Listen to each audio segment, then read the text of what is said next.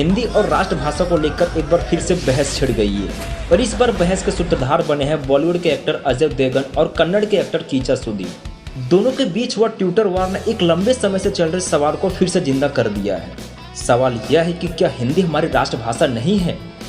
दरअसल कीचा ने अपने इंटरव्यू में कहा कि हिंदी हमारी राष्ट्रभाषा नहीं है। सुदीप की इन्हीं बातों पर अजय देवगन ने उन्हें निशाने पर लिया और ट्विटर पर कह डाला कि अपनी फिल्में हिंदी में डब क्यों करवाते हो। उन्होंने लिखा कि हिंदी हमारी मातृभाषा और राष्ट्रभाषा थी, है और हमेशा रहेगी।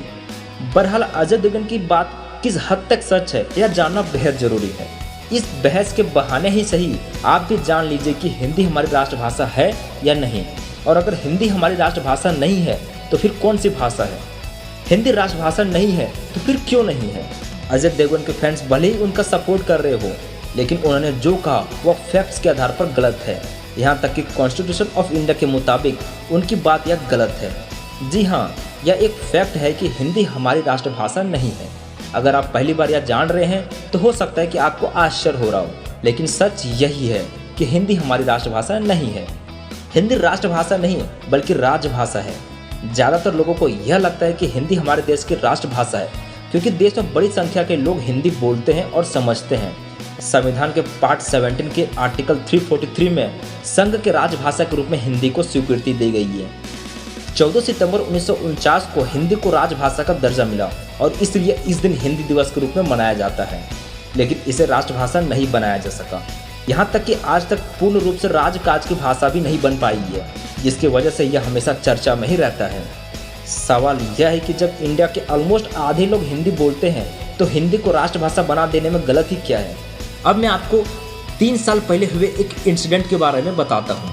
14 सितंबर 2019 को हिंदी दिवस के अवसर पर भारत के गृह मंत्री अमित शाह ने एक देश एक भाषा की वकालत करते हुए कहा कि पूरे देश की एक भाषा होना बेहद जरूरी है जो एकता की डोर में बांधे विश्व में भारत की पहचान बने। यह काम सिर्फ हिंदी ही कर सकती है। साथ ही अमित शाह ने ट्वीट करते हुए कहा कि हम अपनी मातृभाषा के प्रयोग को बढ़ाएं, साथ ही हिंदी का भी प्रयोग कर देश की एक भाषा के महात्मा गांधी और सरदार पटेल के स्वप्न को साकार करने में योगदान दें। इस बयान के बाद भाषा के नाम पर राजनीति शुरू हो गई और इसकी शुरुआत हुई दक्षिण राज्य के तमिलनाडु से।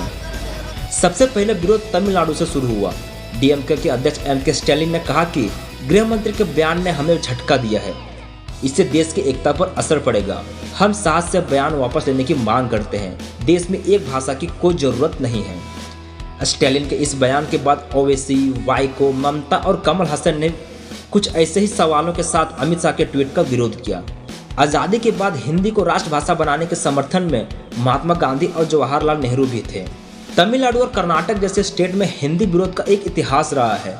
तमिलनाडु में हिंदी को लेकर विरोध 1937 से शुरू हुआ। इसके बाद 1963 में जब संसद में राजभाषा विधेयक पेश हुआ तो तत्कालीन राज्यसभा सांसद और डीएमके नेता अन्नादुराई ने इसका विरोध किया।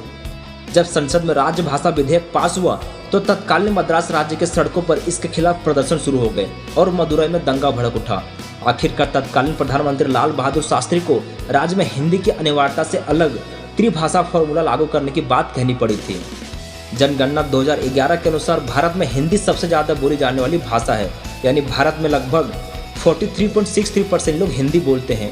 वहीं दूसरे स्थान पर बांग्ला है जो कि 8.03% है और तीसरे स्थान पर मराठी 6.86% के साथ है। आखिरकार हिंदी को राष्ट्रभाषा बनाने में ऐतराज़ ही क्या है।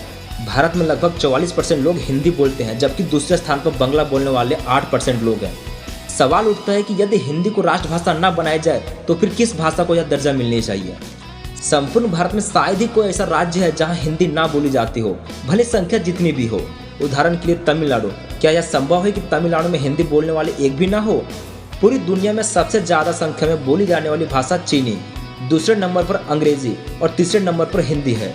सच तो यह है कि भारत और हिंदी एक दूसरे के पर्याय बन गए हैं। पूरे विश्व में हिंदी को हिंदुस्तान की भाषा माना जाता है। फिर ऐसी स्थिति में हिंदी को राष्ट्रभाषा क्यों न बनाई जाए।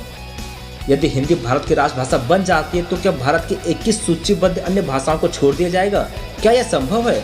बिल्कुल असंभव है। ऐसा नहीं है कि तमिलनाडु में सब के सब हिंदी विरोधी हैं, बल्कि तमिलनाडु के बहुत सारे पेरेंट्स हैं जो अपने बच्चे को अंग्रेजी और तमिल के साथ साथ हिंदी पढ़ाना चाहते हैं, क्योंकि उन्हें पता चल गया है कि हिंदी सीखने से बच्चों को फ़ायदा ही होता है। अंत में मैं यह जरूर कहना चाहता हूँ कि हिंदी भारत की राष्ट्रभाषा बने, लेकिन इसका अर्थ यह कतई नहीं है कि अन्य भाषा का विकास ना हो। भारत की सभी भाषाएं भारत का धरोहर थे, धरोहर है और धरोहर रहेंगे। इसलिए मेरा मानना है कि हिंदी को भारत की राष्ट्रभाषा बनाने में कोई ऐतराज़ नहीं होने चाहिए, पर यह मेरा मानना है। आपका क्या मानना है मुझे कमेंट में जरूर बताएं। वीडियो को लाइक कर दें और चैनल को जरूर सब्सक्राइब कर लें। फिर मिलते हैं ऐसे ही इन्फॉर्मेटिव वीडियो के साथ। जय हिंद।